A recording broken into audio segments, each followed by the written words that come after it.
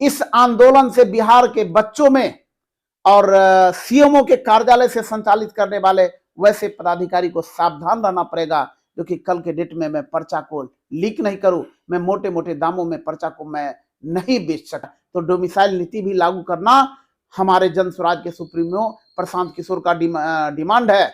अभी आप देख रहे हो, मैं नीरज कुमार जी जो एक विधान पार्षद है, मैं जिला अध्यक्ष होने के नाते इस चैनल के माध्यम से उनको चुनौती देना चाहता हूं कि आपकी बिहार में आपकी शासन है, आप में यदि दम रहता तो उस वैनिटी वैन को आप वहां से सीज करके आप थाना में ले जाते। नमस्कार, आप देख रहे हैं दर्पण 24 न्यूज। हमारे साथ मौजूद है जन स्वराज के जिला अध्यक्ष दरभंगा बिल्टू सहनी जी, और आज इनसे हम बातचीत करेंगे उस विषय पर। हम बात कर रहे हैं पर जन स्वराज के सूत्रधार प्रशांत किशोर की, जो 2 जनवरी से अमर अनशन पर बैठे बीपीएससी अभ्यर्थियों की हक के लिए, उसको न्याय दिलाने के लिए, उसकी लड़ाई में वो शामिल हुए। लेकिन अभी प्रशांत किशोर की स्थिति कहीं न कहीं गंभीर है, आईसीयू में वो एडमिट है। और बिल्टू सहनी जी उस अमर अनशन में हिस्सा लिए थे और उसी अमर अनशन के बारे में चर्चा करेंगे। सर, आप का हार्दिक स्वागत है, कैसे हैं? बहुत बहुत धन्यवाद। दर्पण न्यूज 24 में आपके इस चैनल के माध्यम से आप जन स्वराज के बातों को रखने के लिए आप इस इंटरव्यू में आए हैं, इसके लिए मैं आपको हार्दिक अभिनंदन एवं वंदन करता हूं। सर, आप जब अमर अनशन में हिस्सा लिए प्रशांत जी के साथ, 3 से 4 दिन का आपका वो सफर रहा, उस सफर से क्या कुछ सीखे या क्या कुछ आप संदेश देना चाहेंगे?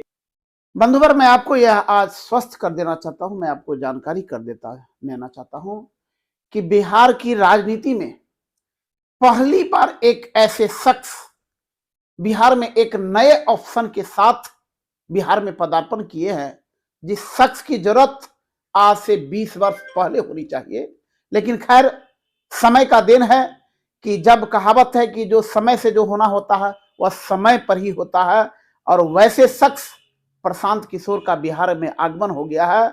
और वो भी आगमन ऐसा नहीं कि डायरेक्ट उनको बारिशान के रूप में उनके राजनीति प्राप्त हुआ है, ऐसी भी कोई बात नहीं है। उनके परिवार में राजनीति से बहुत दूर दूर तक का रिश्ता नहीं था, क्योंकि उसके परिवार में लोग बड़े बड़े ऊंचे ऊंचे ओहदे पर डॉक्टरेट रूप में वह काम किया करते थे। लेकिन प्रशांत किशोर जी ने एक पॉलिटिकल एनालिसिस, पॉलिटिकल ज्ञान के रूप में विदेशों में दौरा करके उन्होंने कई ऐसे पार्टी जो भारत में अपनी एक अहम भूमिका निभाते हैं, वैसे पार्टी का नेतृत्व करते, वैसे पार्टी का सलाह देते हुए बिहार में विगत 2.5 साल से पूरे बिहार के एक एक गली में घूम करके लोगों को, नब्जों को टटोलने के बाद 2 अक्टूबर 2024 को इन्होंने जन स्वराज पार्टी के नाम से अपनी पार्टी का गठन किया है। और इतना ही नहीं, इस पार्टी के गठन के बाद जो बिहार की जो बदहाल व्यवस्था है, उस बदहाल व्यवस्था को दूर करने के लिए उनका सबसे ज्यादा ध्यान है। हमारे बिहार में जो जाति की राजनीति हो रही है, हमारे बिहार में जो मंदिर, मस्जिद, गुरुद्वारा के नाम पर राजनीति हो रहा है, उससे अलग उठ करके जाति, सभी जाति को मिला करके, सभी धर्मों को एक साथ करके, जिस जाति की जितनी भागीदारी है, निश्चित रूप में उनका सपना है कि यदि मेरी सरकार आएगी तो मैं जिस तरह से टिकट में भी जाति के आधार पर जिसकी जितनी संख्या है उसके आधार पर मैं दावेदारी दे रहा हूं, और सबों के सामूहिक प्रयास से जो बिहार बदहाल है उस बदहाल व्यवस्था को दूर करने के लिए मैं संकल्प लूंगा। इस अमर अनशन से एक सवाल ये भी उठता है कि अमर अनशन तो प्रशांत किशोर ने किया, बीपीएससी अभ्यर्थी को तत्काल कोई लाभ नहीं मिल पाया है, लेकिन क्या इस अमर अनशन से पार्टी को भी कोई लाभ मिलेगा? सर, पार्टी को लाभ मिले या ना मिले, लेकिन बिहार के वैसे युवा प्रतिभागी जो दिन रात, सुबह से लेकर रात्रि तक अपने माता पिता के सपनों को पूरा करने के लिए दिन रात पढ़ने का काम करते हैं, लेकिन जब एग्जामिनेशन दे करके आते हैं तो पता चलता है कि उस प्रश्न पत्र को बड़े बड़े माफिया लोग, शिक्षा माफिया लोग जो सरकार के अधीन काम करते हैं, जो सीएमओ के ऑफिस से शासन चलाने का काम करते हैं, वो करोड़ों करोड़ रुपया में उस पर्चा को बेच करके जो है बच्चों के प्रतिभा को हनन करते हुए उनका सौदेबाजी करने लेने का काम करते हैं। दूसरी बात, इस आंदोलन से बिहार के बच्चों में और सीएमओ के कार्यालय से संचालित करने वाले वैसे पदाधिकारी को सावधान रहना पड़ेगा, जो कि कल के डेट में मैं पर्चा को लीक नहीं करूं, मैं मोटे मोटे दामों में पर्चा को मैं नहीं बेच सकूं। क्या लगता है संभव ये सब हो सकता है? संभव सर, है? करने से क्या नहीं संभव है, कौन करेगा? सवाल तो भी उठता है। हम आप करेंगे। क्योंकि जो प्रशांत किशोर जी है वह अपने बदौलत नहीं करने के लिए बात कर रहे हैं, वो कह रहे हैं कि आप सबों की सामूहिक भागीदारी के बदौलत होगा। लेकिन वह कब? जब मुझे पावर मिलेंगे। पावर जब तक नहीं मिलेंगे तब तक मैं इस पर कमांड नहीं कस पाऊंगा। अब देख रहे होंगे कि डोमिसाइल नीति के लिए प्रशांत किशोर जी अपने जो आमरण अनशन का एक बहुत बड़ा पार्ट रखा हुआ है। अभी टीचर का बहाली, अन्य बहाली हो रहा है, दूसरे दूसरे स्टेट के लोग आकर के भरे हुए हैं, यहाँ के भी प्रतिभान बच्चों को अधिकार का हनन किया जाता है। तो डोमिसाइल नीति भी लागू करना हमारे जन स्वराज के सुप्रीमो प्रशांत किशोर का डिमांड है।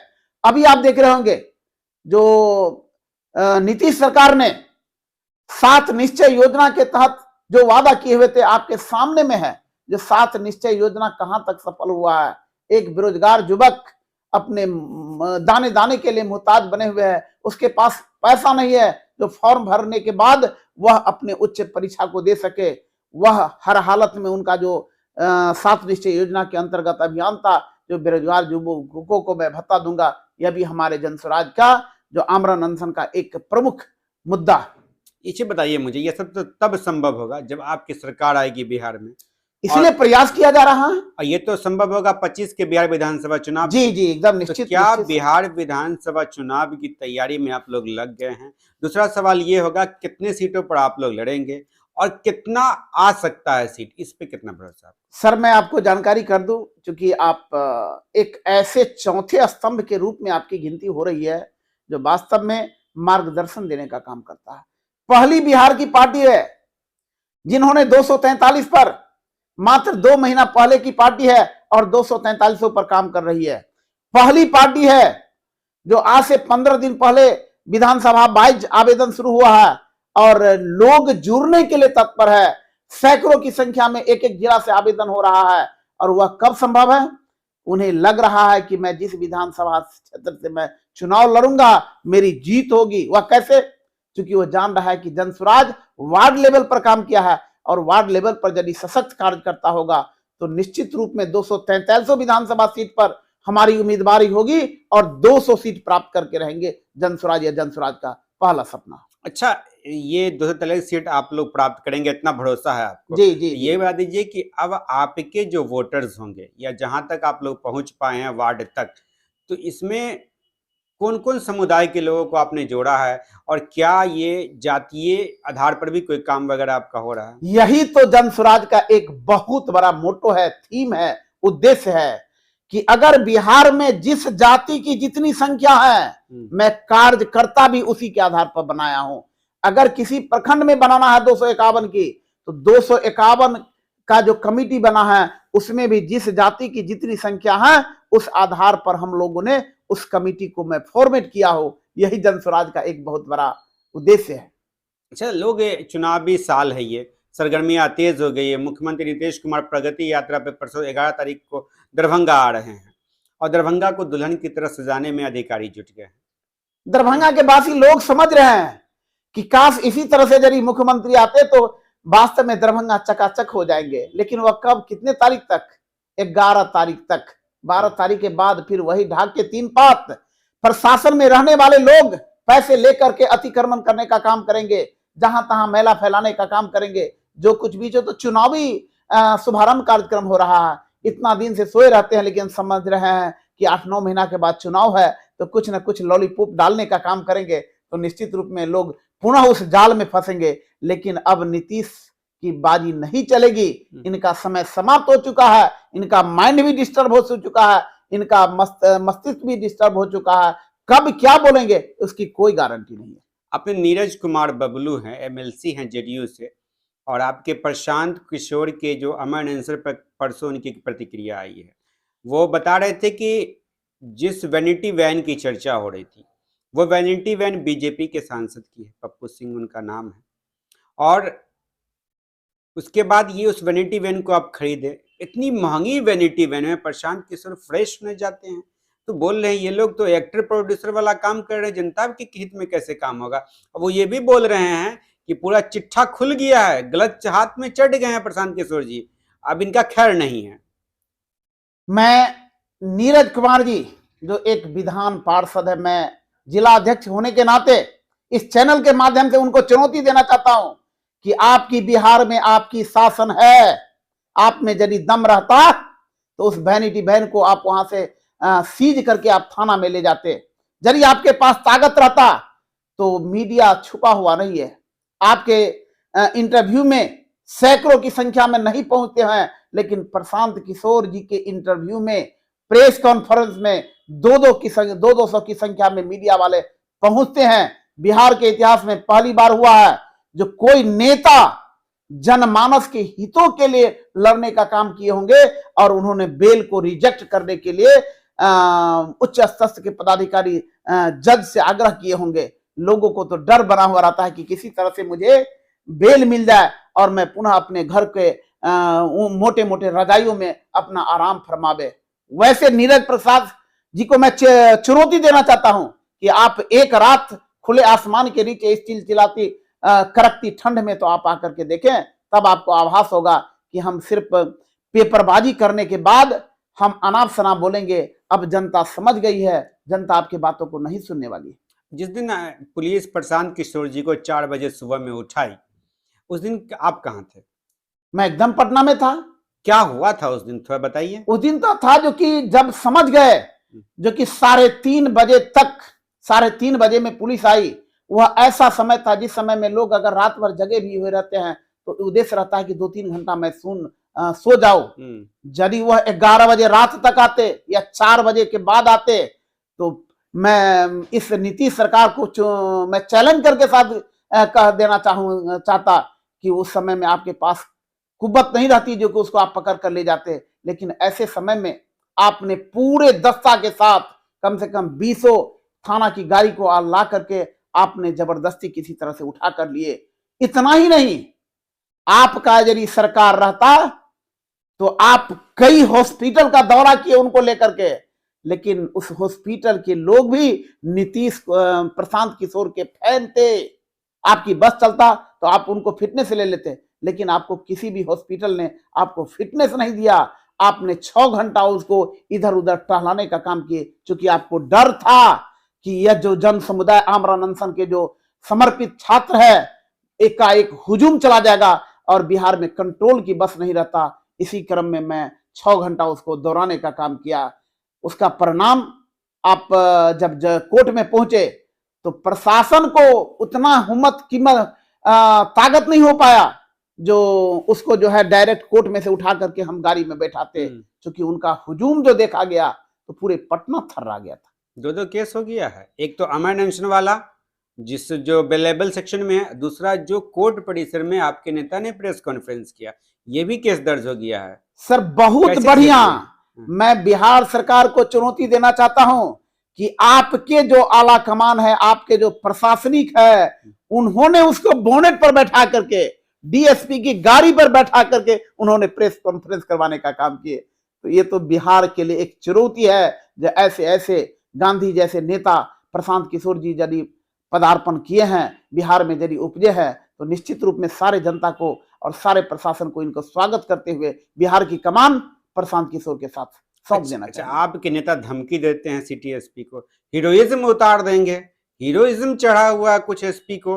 एकदम सही बात बोले हैं कि सीएमओ में रहने वाले कुछ आला पदाधिकारी वो एसपी के माध्यम से, चूंकि एसपी उस क्षेत्र के मालिक होते हैं, उनको लगा जो कि प्रशांत किशोर को डरा धमका देंगे तो वह आमरण अनशन को समाप्त कर देंगे और जन स्वराज का प्रचार प्रसार थम जाएगा। लेकिन प्रशांत किशोर ही एक ऐसे नेता है बिहार में जो अगर किसी भी पार्टी के नेता में यदि ताकत है तो प्रशांत किशोर, मैं खुले मन से चुनौती देना चाहता हूं। और दूसरे पार्टी के नेता आमने सामने आकर के इंटरव्यू कर ले। यदि प्रशांत किशोर जी हार गए किसी बिंदु पर जवाब देने में, तो मैं जिलाध्यक्ष होने के नाते आपको यह संदेश देना चाहता हूं कि उसी दिन जन स्वराज के सुप्रीमो प्रशांत किशोर जी राजनीति छोड़ देंगे। बड़ा अच्छा बैटिंग कर रहे हैं प्रशांत किशोर की ओर से। क्या अभी चुनाव बिहार विधानसभा 25 में उम्मीदवारी दे रहे हैं क्या? नहीं, मैं उम्मीदवारी पर कोई चर्चा नहीं कर रहा हूं, क्योंकि मैं जिला अध्यक्ष हूं और 10 विधानसभा दरभंगा में मुझे लीड कराना है। कैसे 10 विधानसभा सीट को मैं चुनाव जीतने का काम करूंगा, वो जवाबदेही मेरे ऊपर है।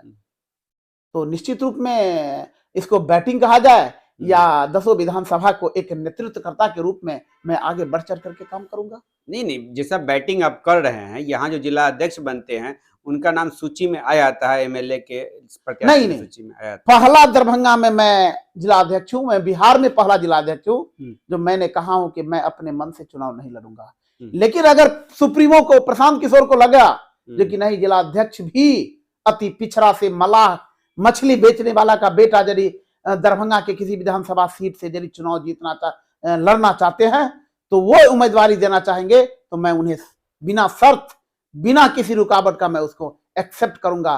क्योंकि एक दबे कुचले, एक मछली बेचने वाले का बेटा भी कल के डेट में यदि इतना जूझ करके जन स्वराज को आगे बढ़ाने का काम कर रहे हैं तो निश्चित रूप में मेरा भी नतमस्तक। दरभंगा से 2 मछली वाले बेचने के बेटा अभी पद पर हैं, एक तो मंत्री जी हैं, दूसरे भी मंत्री जी हैं। सर मैं उस पर बहुत ज्यादा, चूंकि हमारे दूसरे दलों के नेता है, लेकिन मुझे अपना पर भरोसा है कि मैं 35 वर्षों से शिक्षा में जुड़ा हुआ हूं और जिस किसी भी पार्टी में मैं राजनीति किया हूं, स्वच्छ राजनीति किया हूं। और मैं पूरे खास करके दरभंगा जिला के मछुआ समुदाय के मैं लोगों से मैं आह्वान करना चाहता हूं कि मैं औरों से अलग हट करके मैं एक मछली बेचने वाला का बेटा आपके हक और हुकूक के लिए पटना के विधानसभा तक पहुंचाने का काम करें। अच्छा, दरभंगा में सहनी जो समुदाय है, यहाँ बीजेपी भी से भी एक सहनी जी मंत्री हैं, जेडीयू से भी सहनी जी मंत्री हैं, तो प्रशांत किशोर की पार्टी से कितना उम्मीदवार सहनी से हैं? वो तो जाति के आधार पर जितनी जिसकी संख्या है, लेकिन तो कैसे बांटी एक सीट जरूर दरभंगा में मिलेगा। जी जी जी। तो वो बिल्टू सहनी को जाएगा? नहीं, मैं इस पर कोई नहीं चर्चा करना चाहूंगा। कौन है फिर सहनी का, कौन है? नहीं है, बहुत सारे लोग हैं। कहाँ कोई दिख रहा है बहुत सारे लोग हैं। समय आने के बाद आवेदन हो रहा है, आवेदन के बाद यदि हम सब का नाम डिस्प्ले होगा, इसके बाद सब सोता आपके सामने में आ जाएगा। लेकिन मैं रेस में आगे नहीं हूँ। प्रशांत किशोर जी सुप्रीमो जब तक नहीं कहेंगे मैं इस पर चुनाव लड़ने पर कोई चर्चा नहीं करूंगा, क्योंकि मुझे पूरे जिला का नेतृत्व है मेरे सामने में। ये थे हमारे साथ दरभंगा से प्रशांत किशोर अर्थात जनस्वराज पार्टी के जिला अध्यक्ष बिल्टू सहनी। इन्होंने मुखर होकर के अपनी बातों को रखा। वही नीरज कुमार जो प्रवक्ता हैं जेडीयू के, और प्रशांत किशोर की जो पूरी अमन अनशन है, वैनिटी वैन पे जो अपनी प्रेस कॉन्फ्रेंस की, उनका भी उत्तर देने का प्रयास किया। अब मुखर होकर के इन्होंने जेडीयू के जो प्रवक्ता नीरज, उन्हें आमंत्रण भी दिया कि आप आइए सामने, और प्रशांत किशोर के से कोई भी आपका नेता ऐसा हो जो आमने सामने बैठकर बहस करे और मुद्दों पर करे, तो वो राजनीति में कुछ भी करेंगे अगर जीत जाते हैं आपके नेता। तो अब देखने वाली बात होगा इसमें क्या कुछ अपडेट नहीं आता। पूरी प्रतिक्रिया इनकी कैसी लगी कमेंट में हमें बताइएगा। दरभंगा से दर्पण 24 न्यूज के लिए आपका दोस्त होस्ट रमेश का दीजिए। थैंक यू फॉर वॉचिंग दर्पण 24 न्यूज। खबर को सबसे पहले पाने के लिए यूट्यूब पर देख रहे हैं तो सब्सक्राइब करें, फेसबुक पर देख रहे हैं तो फॉलो करें। कमेंट्स में अपनी राय या अपने आस पड़ोस में समस्या हमें बताएं। हमें सपोर्ट करने के लिए लाइक और शेयर अवश्य करें। धन्यवाद। थैंक यू फॉर वॉचिंग दर्पण 24 न्यूज। खबर को सबसे पहले पाने के लिए यूट्यूब पर देख रहे हैं तो सब्सक्राइब करें, फेसबुक पर देख रहे हैं तो फॉलो करें। कमेंट्स में अपनी राय या अपने आस पड़ोस में समस्या हमें बताएं। हमें सपोर्ट करने के लिए लाइक और शेयर अवश्य करें। धन्यवाद।